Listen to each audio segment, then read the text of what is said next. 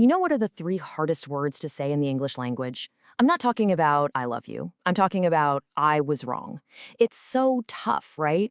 And it turns out it's not just about being proud or stubborn. There's some deep psychology at play here. Admitting we messed up is a huge challenge for our brains. And today we're going to unpack exactly why, and more importantly, what we can do about it. So let's get into it. I mean, we've all been there. It doesn't matter if it's a tiny mistake or a massive screw up at work, that feeling of resistance is just, it's real. But here's the thing, it's not a personal flaw. It's not you being a bad person. It's literally a feature of how our brains are wired. The reason it's so common is that the roots of this feeling go way, way down into our cognitive and emotional programming. And that leads us to this really fascinating paradox, right? On one hand, we all know that admitting when we're wrong is how we learn, how we grow, how people learn to trust us. But on the other hand, our brains have these built-in defense systems that are actively fighting against us doing that very thing. So you've got this epic battle going on inside your head between what you need to do to get better and what your brain instinctively does to protect itself. All right, so let's break down the problem. Let's start with part one, the brain's blind spot. Sometimes the reason we don't say I was wrong is, well, it's almost ridiculously simple. We literally don't even see that we've made a mistake. It's like our brain has this giant blind spot right where our own faults should be. And this blind spot actually has a name you might have heard of, the Dunning-Kruger effect. And it's a real cognitive double whammy. See, it's not just that someone might not be very good at something. The kicker is, the very skills they lack are the same skills they'd need to realize they're not good at it. They're missing that metacognition, the ability to step back and think about your own thinking. Without it, you just can't see your own incompetence. The guys who discovered this, Justin Kruger and David Dunning, put it perfectly. They said that for these people, their incompetence robs them of the ability to recognize their mistakes. That's so powerful. So again, this isn't about being arrogant. It's a genuine cognitive limitation. It's like their own incompetence creates this thick fog, and they just can't see the truth. They'd honestly, truly believe they're right, no matter what the facts say. Okay, and if we look even deeper into the neuroscience of it all, it gets even wilder. So, the moment you make a mistake, your brain sends out this tiny unconscious alarm bell. It's called an ERN, and it happens in just 50 milliseconds. That's faster than a blink of an eye. But, and this is the crazy part, that's not enough. For you to actually know you messed up, a second signal, called a pay, has to fire. If that second signal is too weak or it just doesn't fire at all, the mistake never registers. It's neurologically invisible. You made the error, but your conscious mind is just cruising along completely clueless. Okay, so that's problem number one. Sometimes we just don't see the mistake. But what happens when we do? What happens when that second brain signal fires and we know we messed up? Well, that's when the second major barrier slams into place, the ego's defense system, and it goes on high alert. So I want you to picture your ego as a bodyguard living inside your head. Its one and only job is to protect you, your sense of who you are, your self-worth. It's on duty 24/7. And the second it sees evidence that you were wrong about something, its sirens go off. It sees that mistake not as a piece of data, but as a direct attack on the very person it's sworn to protect. And this is where things get tricky because there's a huge gap between what the ego thinks is happening and what's actually happening. Your ego is screaming red alert. If you admit this, it means you're dumb, you're a failure, you're inadequate. And that's what triggers all the classic reactions, right? Denial, making excuses, blaming someone else. But the reality is, admitting a mistake is just an opportunity for growth. It's a chance to get smarter. It's our ego's over-the-top dramatic reaction that shuts down that whole process. Okay, so that sounds pretty bleak. A clueless brain and a paranoid ego. But here's the good news. We are not stuck. We are not doomed by these glitches in our programming. Researchers have found some really practical, concrete strategies to help us push past them. The best way to think about it is like a toolkit for building self-awareness, for making those three little words, I was wrong, a whole lot easier to say.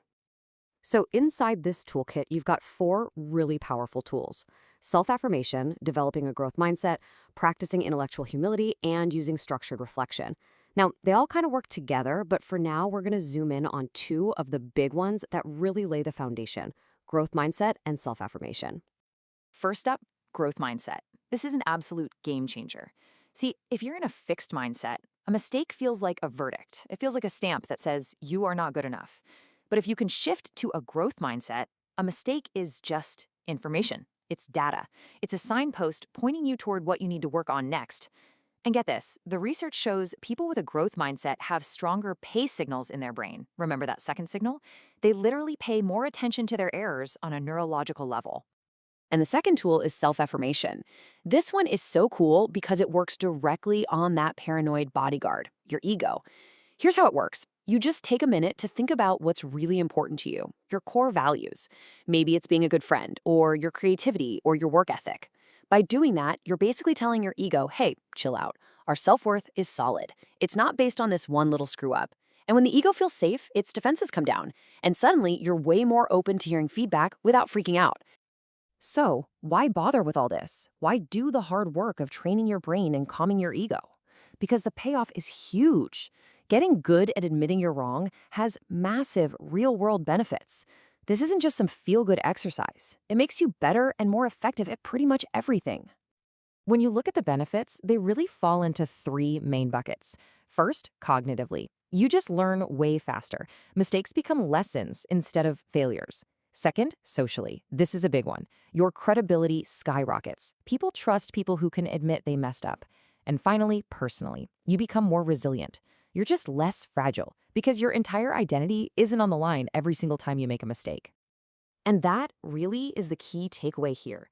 We're taught to think that saying I was wrong is a sign of weakness, but the science shows the complete opposite. The ability to see and own your mistakes is one of the most powerful adaptive superpowers you can develop.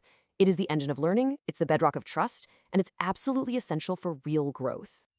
So I want to leave you with a question to think about. Knowing what we know now, that our brains are literally designed to hide our own flaws from us, what's one difficult truth you might be avoiding? What blind spot are you willing to go looking for today? Because finding it and admitting it might just change everything. Have you ever been in one of those moments, that internal battle where you can just feel the stubbornness rising up, even when maybe the evidence is clearly stacked against you? Oh, definitely. Or maybe you've watched someone else, a friend, a colleague, even a public figure, just stubbornly refuse to acknowledge a clear mistake, and you just wanted to, I don't know, shake them and say, come on, it's right there. Yeah, you see it all the time. It's frustrating. That feeling, that internal resistance, that struggle to just get out the simple words, I was wrong, it's incredibly universal, isn't it? It really is. And yet, at the same time, admitting fault is often held up as this, almost heroic act, a true mark of integrity, of strength, almost like a human superpower. That's a great way to put it. A superpower. Okay, so let's unpack this. Today, we're really plunging into the hidden psychology of admitting fault. We've pulled together a fascinating stack of sources for this deep dive. Yeah, some really foundational stuff. We've got everything from landmark psychological studies, the kind that really reshaped how we think about human behavior, right up to cutting-edge cognitive neuroscience, stuff that reveals what's actually happening in our brains, at a really granular level. Brain scans and signals, the whole deal. So our mission today is to explore why it's so incredibly difficult for us humans to recognize and, admit our own errors, even when they seem glaringly obvious to everyone else around us. Right. We're going to try and uncover some maybe surprising reasons why this isn't just about character or being stubborn. It might actually be about how our brains are wired. It's a truly compelling paradox, really, at the heart of what we're talking about. On one hand, as our sources really emphasize, recognizing error is absolutely essential for growth, for building trust in relationships, for our ability to adapt to new information, new challenges. Crucial. Foundational. It's a cornerstone of learning, really. And yet the research clearly shows we are, and this is a quote, structurally biased against it. Structurally biased against it. Wow. Yeah, think about that for a second. Something so vital for our personal development, our collective development even, is something we are fundamentally wired to resist. Why? Why this profound contradiction? That's the central mystery we're tackling, isn't it? Yeah. Because it feels completely counterintuitive. You'd think we'd want to see our mistakes to fix them. You would think so. So our deep dive today is designed to crack that riddle wide open for you, the listener. We're going to uncover the two primary kind of intertwined barriers that stand in the way of admitting fault. Okay. First, we'll explore the cognitive blind spots. The ones that exist right within our brains, literally making it hard for us to even see our mistakes sometimes. But I didn't even know I did it, the problem. Exactly. And then we'll delve into the powerful, deep-seated ego defenses, the ones that fiercely protect our sense of self when those errors inevitably do surface, or when someone points them out. That protective shell. Right. But we won't leave you hanging there in the problem space. We'll then pivot to the fascinating question of how error awareness actually emerges when it does manage to happen. How does it break through? Yeah. And the surprisingly effective psychological tools you can actually use to cultivate this crucial skill. And finally, the truly profound benefits of doing so. Not just for you personally, but for your relationships. And maybe even for the fabric of broader society. It really ripples outwards. Absolutely. So get ready for some genuine aha moments. I think this will absolutely change how you view your own mistakes and perhaps even more importantly, how you understand the mistakes of others. Yeah, it can definitely shift your perspective. You probably consider yourself, a pretty self-aware individual, someone who's generally honest about their shortcomings. Most of us do, right? We like to think so. But what if your own brain, the very machinery of your consciousness, is actively working against you on this? What if our deeply ingrained sense of self makes it almost impossible to truly see, let alone admit, when we've messed up? This is where it gets really interesting, because the invisible walls that prevent us from admitting fault are, surprisingly, kind of built right into our very being. Precisely. And that first major barrier we face, it isn't really about character or, malicious intent at all. It's profoundly about cognition, how our brains are structured to process information. Right. We literally often just fail to notice our own errors. It's a fundamental limitation in our metacognition, our ability to think about our own thinking. It's not usually a deliberate choice to be dishonest or stubborn. So it's less, I won't admit it, and more, I can't even see it. Sometimes, yes. Our sources reveal that our minds can simply be blind to their own missteps. It's a processing issue almost. And when we talk about our brains having these blind spots, Yeah. what's a classic, almost infamous example of this phenomenon in psychological research? Something that really illustrates how profoundly our own minds can deceive us about our abilities. The quintessential example. The landmark research that really brought this concept into, mainstream understanding is, without a doubt, the Dunning-Kruger effect. Ah, yes, Dunning-Kruger. Heard of it, but maybe break it down. Sure. Psychologists Justin Kruger and David Dunning. Their work isn't just legendary for its academic rigor, but for its, frankly, profound insights into human nature. What they found through a series of really ingenious experiments is that incompetent people don't just perform poorly. Okay, that part makes sense. Right, but here's the kicker. They substantially overestimate their own abilities. They don't just miss the mark, they genuinely believe they're hitting a bullseye, or sometimes even surpassing it. That's a truly humbling thought, isn't it? To realize our own brains might be actively, conspiring against our self-awareness. So it's not just a matter of confidence. It's like a fundamental lack of the very skills needed to even recognize one's own inadequacy. It's more than just a lack of confidence, yeah. It's a cognitive trap that becomes a kind of self-perpetuating loop. Kruger and Dunning articulated this brilliantly, describing it as a dual burden. Dual burden. Okay. They stated, and I'm quoting here, "Those who are unskilled suffer a dual burden. Not only do they reach erroneous conclusions, but their incompetence robs them of the ability to recognize their mistakes." Wow. Say that last part again. Their incompetence robs them of the ability to recognize their mistakes. It's such a powerful and incisive insight. Yeah. It means that the very expertise or knowledge required to accurately assess one's performance and therefore to recognize an error is precisely what the incompetent person lacks. Oh, okay. So if you're genuinely bad at something. You might also be inherently bad at knowing how bad you are at it. It's not just a blind spot, it's a self-perpetuating blind spot. The lack of skill prevents the recognition of the lack of skill. The ultimate cognitive trap. So for you, the listener, think about that person you know who confidently gives terrible advice on, say, investment strategies, maybe? Or cooking. Or cooking, right? Or consistently makes really poor decisions in a particular area, yet never seems to realize their judgment is flawed. Their confidence doesn't waver. Nope. Rock solid. It's not necessarily malice or arrogance, though it can certainly come across that way sometimes. Oh, absolutely. It's often a genuine, deeply ingrained cognitive blind spot, driven by an inability to accurately assess their own competence. Have you ever been absolutely certain you were right, only to find out, undeniably, you were fundamentally mistaken? We've all been there. And then you genuinely wondered, how could I have missed such an obvious error? It's not just about being wrong. It's about a fundamental inability, perhaps, to perceive that wrongness in the first place, because the skills needed to even identify the error just weren't there. And this isn't just about behavioral observation, which is fascinating in itself. Cognitive neuroscience provides powerful corroboration for this, showing us what's actually happening inside the brain. Okay, so bring in the brain scans. Well, more like electrical signals. Our brains are incredibly active monitors, constantly scanning for discrepancies, for things that don't match expectations. Studies of error monitoring reveal that our brains do produce early electrical signals of error. Okay. One key signal is called the error-related negativity, or EARN for short. This signal fires off within milliseconds of making a mistake. Milliseconds. Within milliseconds. That's Right. incredibly fast. So our brains are essentially flagging things instantly, Yeah. almost before we even realize we've done anything. Exactly. It reflects the brain's rapid, almost instantaneous monitoring of response conflict. It's like an automatic internal uh-oh detector. An instant red flag goes up deep inside. Internal uh-oh detector, I like that. But here's the crucial part, and this is where it gets really interesting for understanding fault admission. These EARN signals do not always reach conscious awareness. Your brain is indeed monitoring and detecting conflict, yes, but you aren't necessarily aware of the error.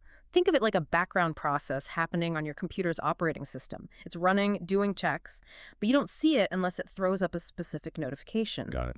Our sources highlight that only when a later processing stage occurs, marked by what's called the error positivity, or PEN, only then do people typically recognize that an error has actually taken place.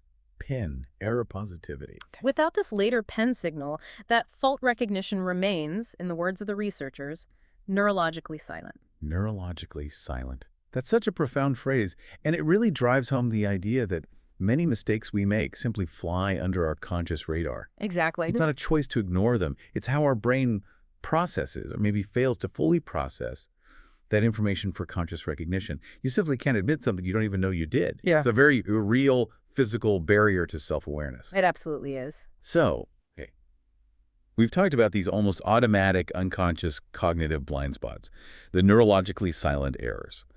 But even if we do consciously recognize an error, maybe someone else points it out, maybe we catch ourselves in the act, there's still another formidable wall, isn't there? The one that often prevents us from admitting it aloud or even fully to ourselves. This raises that really important question. Why, even when we know beyond a shadow of a doubt that we've messed up, do we sometimes still struggle so immensely to simply say, I was wrong? What's that barrier? This brings us squarely to the second major barrier. And this one is rooted not so much in pure cognition, but deeply in our sense of self. Ego defenses. The ego, always involved. Isn't it just? The work of psychologists Sherman and Cohen on self-affirmation really shines a light here. They demonstrate pretty clearly that when individuals perceive feedback as threatening to their self-image. Which admitting a mistake often does. Precisely. When that happens, we become remarkably resistant, dismissive even, of any evidence that contradicts our existing beliefs or our desired self-view. So we just shut it down. We try to. And our sources explain this isn't just superficial stubbornness or, simple pride. It's described as a deeply rooted psychological strategy for protecting identity. Protecting identity. Okay. Admitting fault is often interpreted by our minds not just as acknowledging a single mistake, but as a profound admission of personal inadequacy, a fundamental flaw. And the ego vigorously, automatically tries to prevent that feeling. So it's not just about the mistake itself, the action, but what that mistake signifies about who we are or who we believe ourselves to be. That's the threat. Exactly. It feels like a direct assault on our core identity, our competence, our intelligence, maybe even our moral standing. When our ego feels threatened in this way, we deploy a whole arsenal of psychological defenses. Like what? What kind of defenses? Well, we tend to deny responsibility altogether, or we actively shift blame onto external factors, the instructions weren't clear, the market changed unexpectedly, or maybe onto other people, it was their fault. The blame game. The blame game, absolutely. Or perhaps we rationalize our actions to minimize the perceived negative impact. It wasn't that big a deal anyway. It's a sophisticated psychological shield, really, deployed to protect our core sense of self-worth from what feels like potential damage. And this leads to that profound, almost tragic paradox you mentioned earlier. It does. The very act that could strengthen trust, that could facilitate learning, that could ultimately enhance our standing in the long run, actually acknowledging one's mistakes, is often vehemently avoided because it feels like such profound, almost existential threat to our self-worth in the moment. That's the core of the dilemma, isn't it? Yeah. The thing that could heal feels like it will destroy you right now. You see this play out constantly, everywhere. All the time. Think of a professional in a high-stakes environment, maybe a project manager like we discussed. They absolutely refuse to admit that a project failed, partly due to their oversight. Right. Instead, they might meticulously blame external factors, unforeseen market shifts, budget cuts, or even point fingers at specific team members. Why? Because their self-image as a competent, effective leader is under attack. And their ego defenses kick in with full force to preserve that identity, sometimes, frankly, at the expense of reality or fairness. Totally. So for you, the listener, maybe take a second. Consider a time you felt your identity, your very sense of competence, or maybe even goodness, was truly on the line because of a mistake you made. A personal finance blunder, saying the wrong thing. Exactly. Perhaps you mismanaged a personal finance decision, or you spoke harshly to a loved one and regretted it.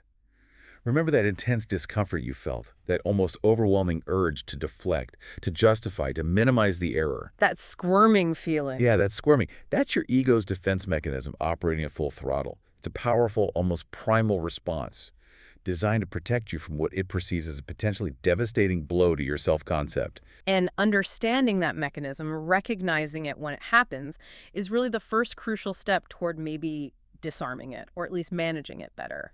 Okay, so we've explored these formidable, almost insidious barriers. The metacognitive blind spots, the neurologically silent errors, and then these powerful ego defenses protecting our identity. What? But Does it bite? there has to be. You If feel- that were the whole story, if we were truly doomed by these internal mechanisms, no one would ever admit fault. People do admit fault sometimes. Sometimes, yes. Against the odds, perhaps. So if these limitations and defenses explain why we resist, the next logical and truly fascinating question is, how does error awareness actually emerge when it does occur? How does the brain break through? Right. What's the mechanism for that breakthrough? What's fascinating here is how our brains manage to overcome those initial barriers, moving from that quiet, unconscious detection to a full conscious recognition, giving us that genuine aha moment of realization. This is where cognitive neuroscience really gives us a valuable window into the brain's incredibly complex processes. It helped us understand that transition from a silent detection to, well, a conscious shout. Okay. We touched upon the error-related negativity, the EARN, earlier. Remember that rapid internal alarm bell? Yeah, the uh-oh signal within milliseconds. Exactly. Occurring within 50 milliseconds of a mistake, reflecting the brain's swift, unconscious monitoring. But as we discussed, the EARN alone does not guarantee conscious awareness. It's like an internal alarm bell ringing, but maybe not loud enough or not connected to the main speaker system of your conscious mind. Okay, so if EARN is the brain's subconscious uh-oh, Yeah. what does make that alarm audible to our conscious mind? What turns it into a full-blown, oh my goodness, I just made a mistake moment? That's where a different, slightly later electrical signal, the error positivity or P, comes into play. The P again. Okay. This is a later wave, typically appearing maybe 200 to 500 milliseconds after a mistake. And it is strongly, consistently associated with the conscious recognition of an error. It's like the brain saying, okay, pay attention to this. And there's research backing this up specifically. Oh, yes. Our sources highlight a particularly insightful study by Wang and colleagues. They use something called a go-no-go task. Go, no, go. Yeah, imagine it like a quick-fire game, almost like Simon says, for your brain. You have to quickly press a button for certain signals, the go signals, but absolutely don't press for other signals, the no-go ones. It forces quick decisions and, inevitably, some errors. Right. Sets you up to make mistakes you can measure. Exactly. It's a simple setup, but it lets scientists precisely observe the brain's error response in action. And in the study, they found that participants who consciously reported making an error showed a significantly larger PES signal compared to when they made an error but remained unaware of it. Ah, so the size of the P signal correlated with awareness. Precisely. This empirical evidence firmly establishes the PES as a robust neural marker of error awareness. It's the brain signal that says, yep, consciously register that one. That's a really clear neurological distinction then. So our brains detect an error incredibly quickly and unconsciously with the EARN. Oh. But it takes this later, stronger P signal for us to actually consciously realize, oh, I just messed up. It's not instantaneous. There's a definite neurological two-step process happening, Absolutely. It demonstrates a distinct neurological divide between simply detecting an error and being consciously aware of it. It's a crucial threshold that needs to be crossed. which explains why some mistakes just seem to buzz under the surface. You feel uneasy but don't know why, while others hit us squarely between the eyes. Exactly. The earn is the brain monitoring conflict, maybe creating that vague unease. But the pay is the brain tagging that specific conflict for conscious attention. Without that pay, the error remains hidden from your conscious self, neurologically silent. Okay, so pay is the neural marker for conscious awareness. Yeah. But what mediates this crucial transition?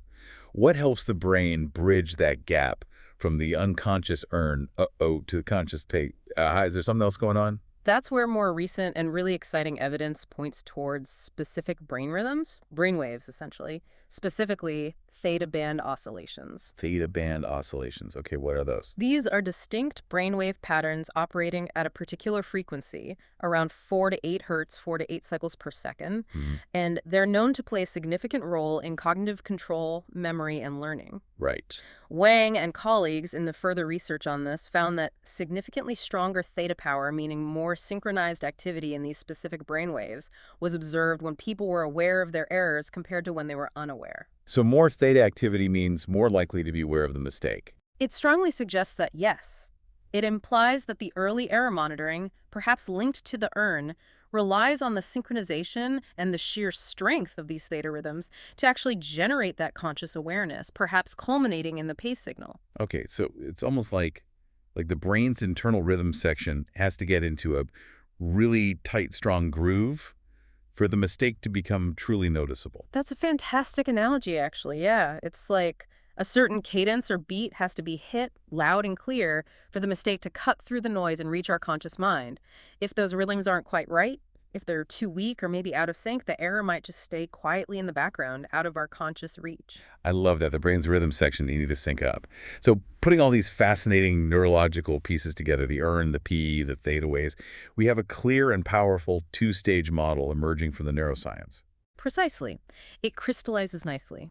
The first stage is unconscious monitoring. The brain is continuously checking actions, flagging discrepancies at an unconscious level, indexed by that rapid earn signal, the internal, uh-oh. Stage 1, silent alarm. Right. Then comes the second crucial stage, conscious awareness, where only through specific neural mechanisms primarily indexed by the appearance of the P signal and potentially driven by stronger synchronized theta activity do those initial error signals rise above the noise. They cross that critical threshold into consciousness and become available for deliberate reflection, correction, and, importantly, admission. The key insight here is truly profound, I think, for you as the listener. This neuroscientific evidence deepens our understanding of fault recognition immensely. It shows that it's not merely a matter of honesty or intention or even moral character. Although those things matter, of course. Of course they matter. But fundamentally, it's also profoundly about how the brain processes information. Admitting fault, therefore, isn't just a simple choice. It fundamentally requires the mistake to physically cross a specific threshold into consciousness within your brain.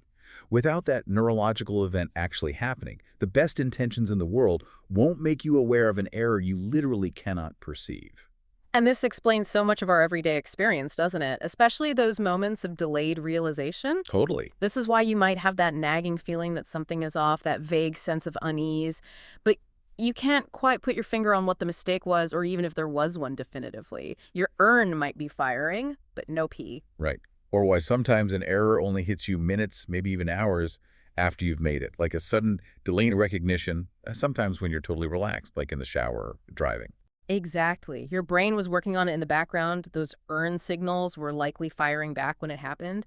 But the conscious signal, that critical P, and the necessary theta synchronization maybe took time to emerge, or perhaps didn't emerge strongly enough in the heat of the moment. It's not necessarily a failing of character then, it's just a feature of our incredibly complex neural architecture. And maybe a testament to the fact that conscious awareness is often a constructed, sometimes delayed process. Well put. It's not always instantaneous. So, okay, it's difficult, yes. Our brains certainly put up some formidable obstacles, the blind spots, the silent errors, the ego defenses. But it's clearly not impossible. No, definitely not impossible. We're not completely doomed by our metacognitive limits or our powerful ego defenses. The truly good news that our sources really highlight is that research identifies powerful psychological tools, actual techniques, things that can help us reduce resistance, foster greater error awareness, and make admitting fault a more natural, less threatening process. Yes, we can absolutely train ourselves. We can learn to navigate these inherent challenges more effectively. It's a skill. Okay, let's get into those tools. What's one of the big ones? Well, one of the most well-studied and empirically proven tools is something called self-affirmation. Self-affirmation. Yeah. If we recall from our earlier discussion, those ego defenses kick in hard when our self-image feels threatened, right, by negative feedback, or just the idea of admitting we messed up. Yeah, that deep-seated strategy to protect our identity. Exactly. And Sherman and Cohen, whose foundational work on this we mentioned, have a particularly powerful insight. They argue that when individuals are allowed or encouraged to affirm core values or broader aspects of their self-worth, things unrelated to the specific mistake. Like what kind of things? Oh, it could be anything important to them. Yeah. Their sense of humor, their relationship with family, their creativity, their commitment to fairness, their artistic talent, anything that makes up their positive self-concept. When they affirm these things. They become significantly less defensive in the face of information that might otherwise feel threatening to their ego, like feedback about a mistake. Interesting. So reminding yourself you're good at other things makes you less defensive about this specific thing. In essence, yes, it's about shifting perspective. By widening the lens of self-concept, as the researchers put it, beyond the immediate, specific mistake. You broaden your view of yourself. Right. Self-affirmation reduces the perception that recognizing this one error equals total personal failure.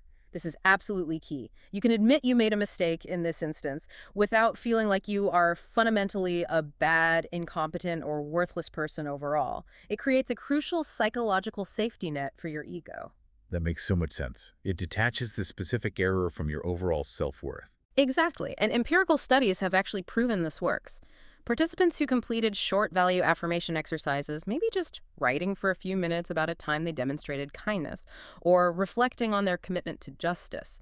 These participants were subsequently more open to acknowledging personal shortcomings and more likely to accept corrective feedback compared to control groups. Wow. So it has a measurable effect. A clear, measurable effect on reducing defensiveness. This suggests, then, that proactively creating contexts where the ego feels secure and robust can make fault admission much, much easier.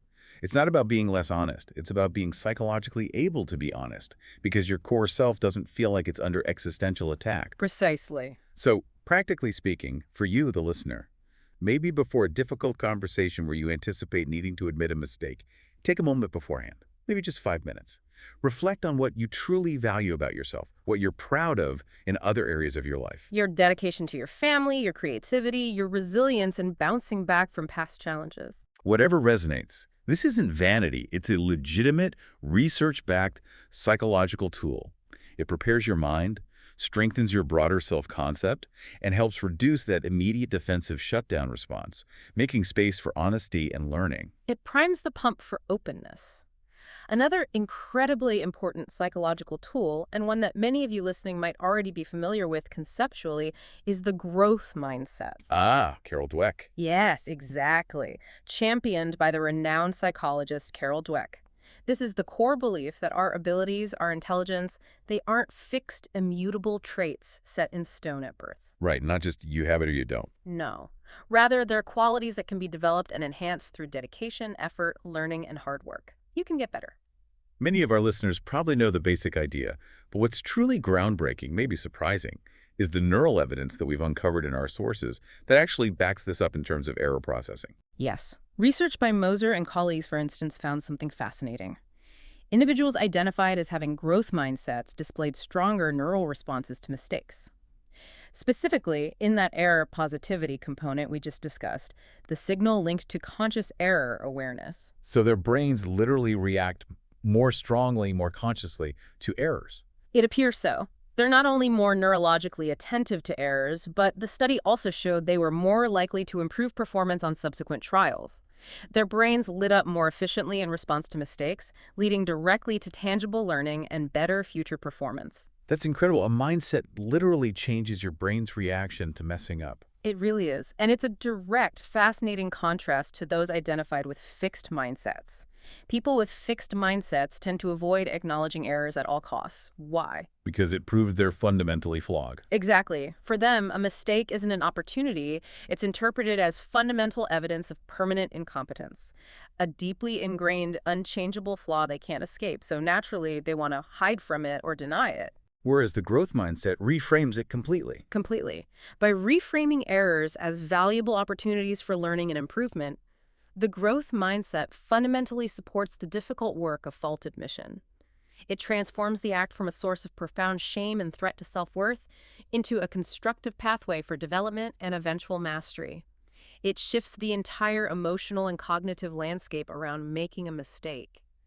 It really highlights how our fundamental belief about our own abilities and potential fixed or growable can literally dictate our brain's response to errors and our willingness, or lack thereof, to engage with them constructively. Absolutely. So for you, the listener, maybe reflect. How do you truly view your own mistakes deep down? Are they proof of inadequacy, a final verdict on your capabilities in that area? Or do you genuinely see them as valuable feedback, crucial data points for growth and future improvement? Shifting towards a growth mindset is clearly a powerful leverage point for developing self-awareness and the capacity to admit fault productively.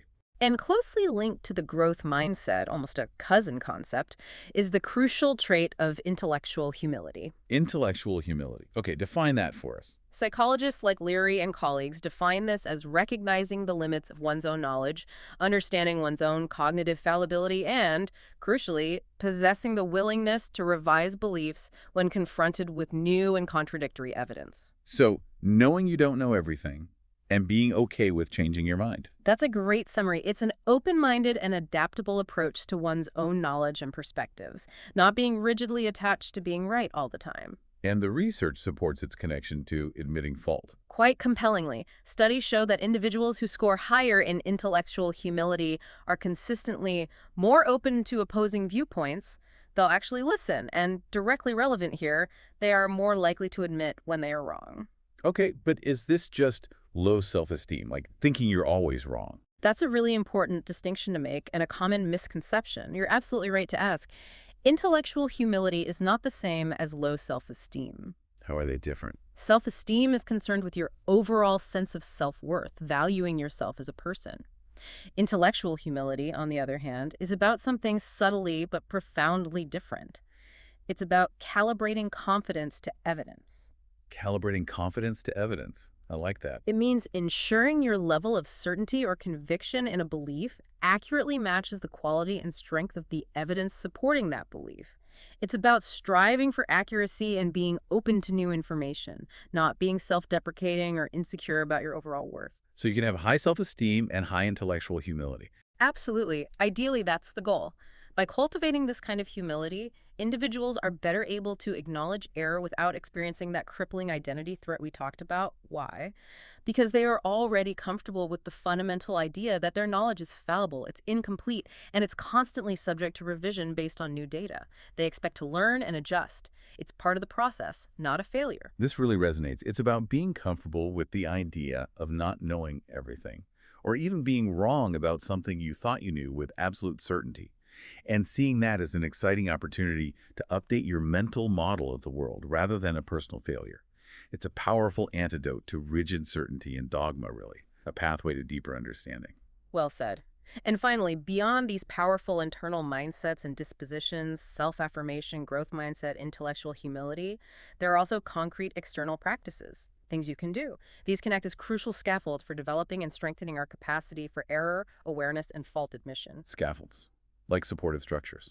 Exactly. Structured approaches that proactively develop self-awareness and, importantly, create a safer environment for confronting mistakes without triggering overwhelming defensiveness. We're talking about practical, actionable things here, right? Like reflective journaling, maybe. 360-degree feedback you hear about in workplaces. Getting coaching. Those are prime examples, yes. These aren't just buzzwords you hear in corporate training sessions, though sometimes they are treated that way. Our sources indicate they are vital, intentional tools for fostering the kind of self-awareness that underpins fault admission. How do they work psychologically? Well, researchers like Cardin, Jones, and Passmore, for example, emphasize that self-awareness isn't a static trait you either have or don't. It develops, they argue, through cycles of reflection and feedback. Cycles of reflection and feedback. Right. And these structured practices, journaling, proper 360 feedback, good coaching, they provide precisely the kind of environment and rhythm needed for those cycles to occur consistently and effectively. They encourage individuals, maybe even gently force them sometimes, to see the gap between self-perception and external reality. Bridging the gap between how I see myself and how others see me, or how the results actually turned out. Exactly. They help illuminate those blind spots we discussed earlier by providing structured, often multi-source, perspectives that are harder for the ego to completely ignore, dismiss, or rationalize away, compared to just casual feedback. Which is exactly what we need when our brains and egos are working so hard to create those blind spots and defenses. It's like an external check and balance system. Precisely. And these methods don't just make fault admission more likely in the moment. Critically, they also embed it within ongoing developmental processes. They make reflecting on mistakes and limitations a regular, expected part of growth rather than a sudden crisis or an isolated, shameful, painful event. So it normalizes the process. It normalizes it and puts it in a constructive frame. Think about those structured performance reviews at work, if they're done well, or even personal reflections you might schedule for yourself at the end of a week. These aren't just bureaucratic exercises. They are crucial, proven tools for fostering self-awareness and, consequently, strengthening your ability to admit fault constructively, turning potential failures into actionable learning points. Okay, so taking stock of these tools, self-affirmation, growth mindset, intellectual humility, and these structured practices like feedback and reflection. Collectively, yes, these psychological tools and practices demonstrate that admitting fault, while genuinely difficult due to our wiring, is not an insurmountable task. It's not beyond reach for most people willing to put in some effort. There's hope. There's definitely hope in practical strategies. While our brains and egos present real challenges, with the right framing, a conscious effort towards a growth mindset, cultivating intellectual humility, and using supportive feedback structures, you can indeed learn to overcome those defensive biases and metacognitive blind spots more effectively. So you can truly transform error recognition. You can. Transform it into a constructive practice, a source of learning, rather than a threatening exposure that must be avoided at all costs. It's about building a healthier, more productive relationship with your own imperfections, really, shifting them from sources of shame to valuable springboards for progress. Okay, we've seen the formidable obstacles to admitting fault, the brain's blind spots, the ego's defenses, and we've explored these powerful psychological tools that can help us overcome them. But now for the really crucial question, what's the payoff? Why bother? Right. Why go through all this effort, all this uncomfortable internal work? What's in it for me or for us? Exactly. And here's where it gets really interesting, because the consequences of actually admitting fault, when we manage to do it, are not just about making amends or saying sorry. They're about profound personal, social, and even institutional benefits. The rewards, as our sources reveal, are truly widespread and deeply impactful. Absolutely. Let's start on the cognitive level. The benefits here are clear and directly measurable in some cases. Admitting fault leads directly to enhanced learning and adaptation. How so? Remember Wang and colleagues' go-no-go study we discussed earlier? With the brain signals. Yeah, the P signal and theta waves. Right. Those participants who consciously recognized their mistakes, the ones with the strong P signal and theta activity, didn't just notice the error. They subsequently showed better performance on later trials of the task. So noticing the error led directly to improvement. Directly. This shows a direct, undeniable neurological link. The very act of consciously noticing and registering a mistake literally enhances the brain's ability to correct behavior and improve future performance. It fine-tunes the system. So the brain quite literally learns more effectively and efficiently when it consciously registers an error. It's not just an external action of accountability for others. It triggers internal mechanisms that fundamentally make us smarter and more adaptable going forward. Precisely. Admitting fault, or at least consciously recognizing it internally, isn't a sign of weakness in this context. It's a powerful catalyst for learning that helps fine-tune our neural pathways for future success. It's a fundamental element of true learning and competence building. And the growth mindset research supports this too. It does. Similarly, Moser et al.'s research reinforced this. They found that participants with growth mindsets who were naturally more attentive to their errors neurally and saw them as opportunities showed significantly improved accuracy following mistakes compared to those with fixed mindsets who tried to ignore them. In both lines of research, the conscious awareness and acceptance of fault functions as a vital mechanism for cognitive improvement. Wow. Okay, so think of it this way for you, the listener. Every time you genuinely acknowledge an error, even just to yourself initially, you're not just being honest. You're actively engaging in a process that helps rewire your brain for better performance, stronger judgment, and greater success down the road. It's a foundational element for true, continuous learning and personal development. Exactly right. It's brain training in a way. And the benefits extend far beyond our own individual heads, right?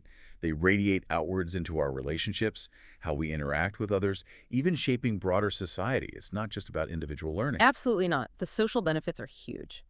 Research on apologies, trust building, and responsibility taking consistently demonstrates that admitting fault is a profound builder of trust and credibility in relationships. How does that work? Well, think back to Sherman and Cohen's work on self-affirmation. They highlight how that process not only reduces our own defensiveness, but also makes individuals significantly more willing to admit error to others. And doing so, they argue, directly strengthens relationships through transparency. Transparency builds trust. Exactly. When we are transparent about our mistakes, when we're willing to be vulnerable enough to own our missteps, we invite trust. We foster a deeper sense of psychological safety with the people around us. It shows respect, integrity, and that we value the relationship over protecting our own ego. And this is incredibly important for leaders, isn't it? Whether you're leading a company, a team, a community group, even a family. Critically important. Leaders who genuinely acknowledge mistakes, who take responsibility, are consistently viewed as more trustworthy and authentic by their followers and peers.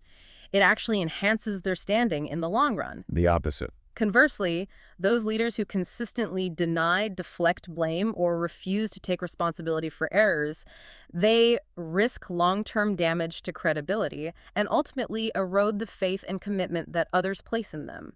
It's a stark contrast in impact that plays out constantly in business, politics, and everyday life. It's a critical point for anyone in any position of responsibility, really. Admitting fault, while it might initially feel threatening, may be exposing our vulnerability. It carries that profound paradoxical strength we mentioned. It may feel uncomfortable or weakening in the moment. It might even create a temporary dip in perceived competence sometimes. But it actually enhances relational stability and trust over time. That's a long-term investment. For you, the listener, think again about that friend who genuinely says, you know what, I messed up, I should have listened to you, versus the one who always finds an excuse or blames external circumstances. Yeah, the difference is huge. Which one do you trust more with difficult conversations or important matters, or even just sharing personal vulnerabilities down the line? This dynamic applies everywhere: personal relationships, professional ones, even the relationship between institutions and the public they serve. So admitting fault, while uncomfortable, is a vital long-term investment in the health and strength of your most important relationships. It demonstrates maturity, humility, and a deep respect for the other person or group. Couldn't have said it better myself. And looking at an even broader scale now, beyond individual relationships, what happens when this crucial practice of fault admission becomes more common, maybe even embedded, in groups, in teams, in entire communities, or even in large institutions? What kind of impact does that have? At this broader systemic level, the consistent practice of individuals acknowledging their limitations and mistakes actually cultivates resilience and authenticity within the collective, within the culture itself. Resilience and authenticity. How? Well, researchers like Cardin, Jones, and Passmore argue that consistent self-awareness, which, as we've seen, inherently includes error recognition, enables more authentic behavior within an organization or community. Why? Because it helps align self-perception with external reality.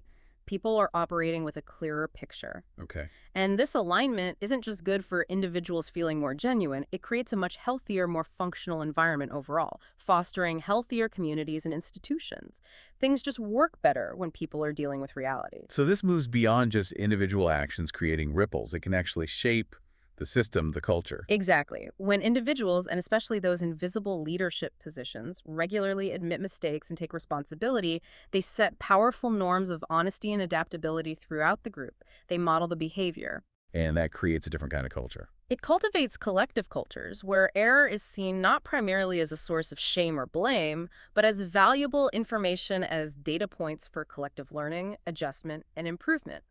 Imagine for a moment a workplace where admitting a mistake is typically met first with understanding and then a focus on learning and collaborative problem solving rather than immediate blame or punishment. That sounds healthier, more productive.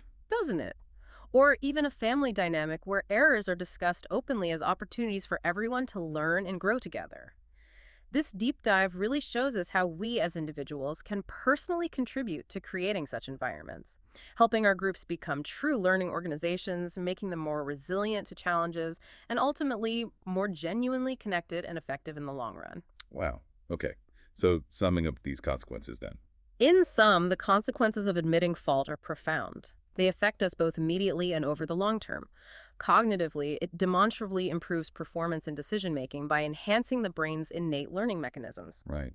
Makes us smarter. Socially, it strengthens trust and credibility, building deeper, more authentic bonds in our relationships. Connects us better. And institutionally or culturally, it cultivates norms of openness, learning, and resilience, leading to healthier, more adaptable organizations and communities. Makes our group stronger. Exactly. These far-reaching, profound benefits demonstrate that while difficult, while counterintuitive sometimes to our natural biases, the act of acknowledging error is truly among the most adaptive and powerful strategies humans can employ for both our personal flourishing and our collective well-being. Wow. Okay. We've truly navigated some tricky yet incredibly illuminating terrain today, haven't we? We really have. It's a complex topic. We started this deep dive by exploring those seemingly insurmountable barriers to admitting fault. The metacognitive blind spots, the neurologically silent errors that prevent us from even seeing our mistakes in the first place. And then those powerful ego defenses that fiercely protect our self-worth, even when our brains do manage to catch a glimpse of an error. It's a formidable, almost automatic combination that often keeps us trapped in denial or justification. A tough double whammy. Definitely. Oh. We then moved into the fascinating neural landscape of our brains, discovering how, through those intricate electrical signals like the P and the crucial synchronization of theta activity, our brains actually make the transition from unconscious error detection to full conscious awareness. That leap into consciousness. Yeah, realizing it's not just a moral or philosophical choice, but a complex internal dance of neurological processes that have to align just right for that aha moment of recognition to occur. It puts a different spin on it, doesn't it, knowing the mechanics? It really does. And perhaps most importantly, we uncovered powerful, actionable psychological tools that empower you, the listener, to overcome these inherent resistances. Practical takeaways. Exactly.